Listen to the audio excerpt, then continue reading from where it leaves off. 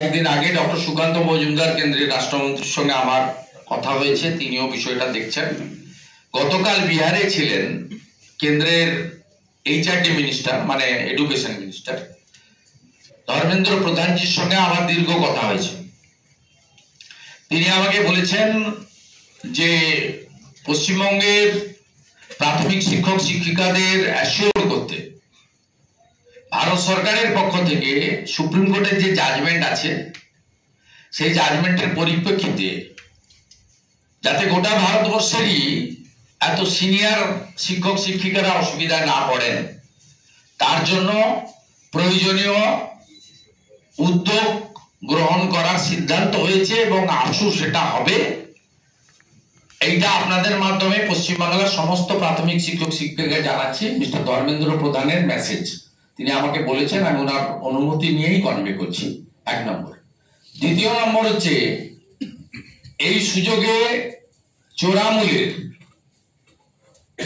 দুর্নীতিগ্রস্ত চোর কিছু শিক্ষক নেতা 2000 থেকে 5000 টাকা শিক্ষকদের কাছ থেকে চাইছেন আইনি লড়াই করার জন্য।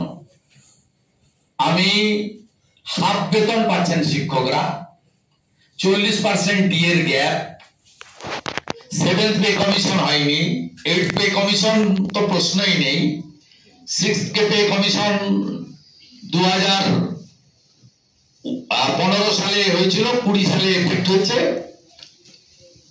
আজকে গোটা ভারতবর্ষে 7th পে কমিশন ইমপ্লিমেন্ট হয়ে গেছে এবং 8th পে কমিশনের কমিটি তৈরি হয়ে গেছে, কেন্দ্রীয় সরকারও বানিয়ে দিয়েছে।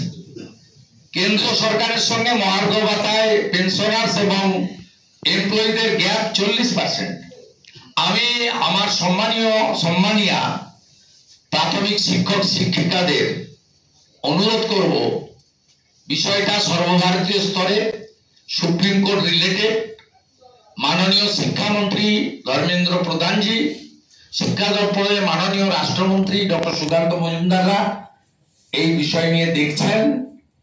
ধর্মেন্দ্র প্রধানজি অ্যাসিওর করেছেন যে তারা আইনি পথেই, উনি যে টার্মটা আমাকে বলেছেন আমি বলবো না, লিগ্যাল টার্ম, কিন্তু আমাকে উনি আশ্বস্ত করতে বলেছেন শিক্ষক শিক্ষিকাদের।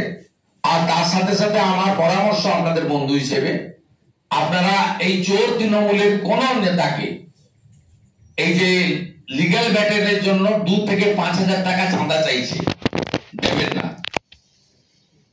যদি 10,000 জন 2000 টাকা করে দেন, কত টাকা হচ্ছে বুঝতে পারছেন? দয়া করে এটা করবেন না, আমি আপনাদের বলছি।